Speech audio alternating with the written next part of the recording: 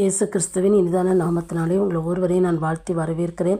இந்த God's grace ஊழியத்தின் மூலம் உங்களை சந்திப்பதில் மிகவும் மகிழ்ச்சி அடைகிறேன். இந்த நாளிலும் கூட வேதத்திலிருந்து ஒரு வசனத்தை நம்ம தியானிப்போம். 1 தெசலோனிக்கேயர் 5ஆம் அதிகாரம் 17வது வசனம், இடைவிடாமல் ஜெபம் பண்ணுங்கள் அப்படின்னு சொல்லப்பட்டிருக்கிறது.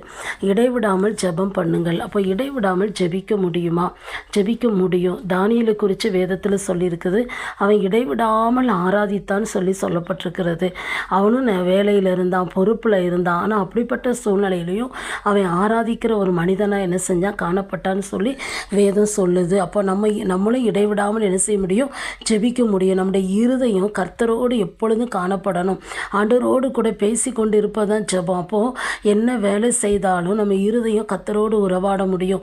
ஒரு ட்ராவலில் இருந்தால் கூட நம்ம ஆண்டவரோடு கூட உறவாட முடியும். அப்போது எல்லா நேரத்திலையும் இடைவிடாமல் நம்ம என்ன செய்ய முடியும்? ஜெபம் பண்ண முடியும். ஒரு முறை ஒரு தாயார் சொல்லியிருந்தாங்க, அவங்க ஒருவேளை கிச்சனில் சமைக்கும்போது ஆண்டவரோடு பேசிக்கொண்டே ஜெபித்து கொண்டே செய்வாங்களாம்.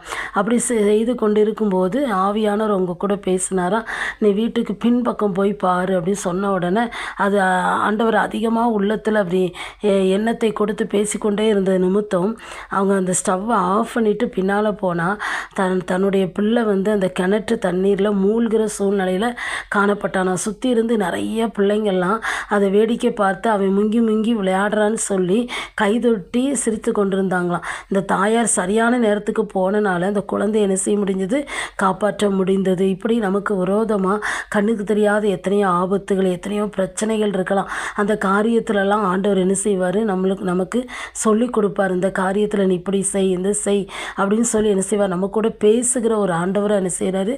இருக்கிறாரு. அப்போ நம்ம இருதயம் எப்பவும் கர்த்தரோடு கூட பேசி கொண்டு இருக்கும்போது அவர் ஒவ்வொரு காரியத்திலும் நமக்கு ஞானம் கொடுப்பார், ஆலோசனை கொடுப்பார். நமக்கு தெரியாத ஆபத்துகள் வரும்போது நமக்கு சொல்லி கொடுப்பார். அந்த காரியத்தில் எப்படி செய்யணும்னு சொல்லி நம்மளை வழி நடத்துகிற ஒரு ஆண்டவராக என்ன செய்கிறாரு? இருக்கிறாரு. இப்படி நிறைய பேர் அவங்களுடைய வாழ்க்கையில் அனுபவங்களை சொல்லியிருக்கிறத நான் கேட்டிருக்கிறேன். வேதத்தில் கூட அப்போஸ்தலர் 10ஆம் அதிகாரம் 2ஆம் வசனத்தை நீங்கள் வாசித்து பார்த்தீங்கன்னா அங்கே ஒரு மனிதனை குறித்து சொல்லியிருக்கு. அவன் தேவ பக்தி உள்ளவனும் தன் வீட்டார் அனைவரோடும் தேவனுக்கு பயந்தவனுமாய் இருந்து ஜனங்களுக்கு மிகுந்த தர்மங்களை செய்து எப்பொழுதும் தேவனை நோக்கி ஜெபம் பண்ணி கொண்டிருந்தான். யாருன்னா கொர்நேலியுங்கிற ஒரு மனிதனை குறித்து சொல்லியிருக்கு. இந்த கொர்நேலியு எப்பொழுதும் தேவனை நோக்கி என்ன செஞ்சானா?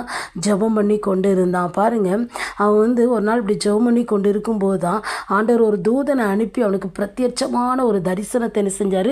கொடுத்தாரு. பாருங்கள், அதன் மூலம் ஒரு ஊழியக்காரரை தன்னுடைய வீட்டுக்கு வர வைத்து அநேகரை அவன் வீட்டில் கூடி வர செய்து கர்த்தருடைய வார்த்தையை அறிவித்து பரிசுத்த ஆவியானவர் அந்த மக்கள் மீது என்ன செஞ்சார்? பொழிந்தருளப்பட்டார். அநேகர் ஆண்டவரை ஏற்றுக்கொண்டு ஞானஸ்நானத்தை என்ன செஞ்சாங்க? பெற்றாங்க. பாருங்கள், இந்த ஒரு மனிதன் ஜெபித்தது நிமித்தம் அந்த மனிதனை கொண்டே ஆண்டவர் என்ன செய்கிறாரு? பயன்படுத்துகிறத பார்க்குறோம். அநேகர் இந்த கொர்நேலியு மூலம் என்ன செஞ்சாங்க? அன்றைக்கி ஆசீர்வாதத்தை என்ன செஞ்சாங்க? பெற்றுக்கொண்டதை பார்க்குறோம். நம்மளும் ஜெபிக்கிறவங்களாக இருக்கும்போது நம்மை கொண்டே ஆண்டவர் பெரிய காரியங்கள் என்ன செய்வார்? நம்ம மூலம் அநேகர் ஆசீர்வதிக்கப்படுவாங்க. அதை நம்ம வாழ்க்கையில் என்ன செய்ய முடியும்? பார்க்க முடியும். ஒரு வேலை செய்து கொண்டிருக்கலாம். நீங்கள் பகுதி நேரமாக ஊழியம் செய்யலாம், இல்லை ஊழியத்தில் வாஞ்ச உள்ளவங்களாக இருக்கலாம். ஒருவேளை வேலை செய்து கொண்டு நல்லா ஜெபிக்கிற ஒரு சகோதரனாக இருக்கலாம். ஆனால் நீங்கள் அப்படி ஜெபிக்கும்போது கர்த்தர் உங்களை என்ன செய்ய முடியும்? அந்த இருக்கிற இடத்துல, நீங்கள் வசிக்கிற இடத்துல, நீங்கள் போகிற திருச்சபையில் கூட ஆண்டவர் உங்களை என்ன செய்ய முடியும்? பயன்படுத்த முடியும். அநேகருக்கு ஆசீர்வாதமாக என்ன செய்வார்? வைப்பார். ஆனால் நம்ம ஜெபிக்கிறவங்களாக இருக்கிறோமா? எல்லா நேரத்துலையும் நம்ம இருதயம் கர்த்தரோடு கூட உறவாடுறதா இருக்கிறதான்னு சொல்லி நம்ம சிந்திச்சு பார்ப்போம். ஆனால் எப்பொழுது இடைவிடாமல் ஜெபம் பண்ணுங்கள்னு சொல்லியிருக்குது. அப்படி ஜெபிக்கும்போது கர்த்தர் நம்முடைய வாழ்க்கையில் பெரிய காரியங்களை செய்வார். நம்மை கொண்டு அநேகருக்கு ஆசீர்வாதமாக என்ன செய்வார்? பயன்படுத்துகிறவராக இருக்கிறாரு. எங்களை நேசிக்கிற நல்ல தகப்பனே, இந்த நாளிலும் கூட ஆண்டவரே, நீர் எங்களுக்கு கற்றுக் கொடுத்த இந்த வார்த்தைக்காக உமக்கு ஸ்தோத்திரப்பா.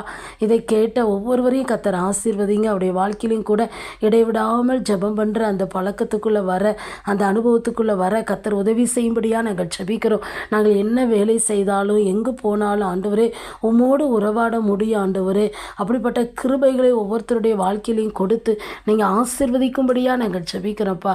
ஆண்டவரே, உம்முடைய நாமத்தை நீங்கள் மகிமைப்படுத்துங்க. இயேசுவின் நாமத்தை ஜெபிக்கிறோம் நல்ல பிதாவே. ஆமென்.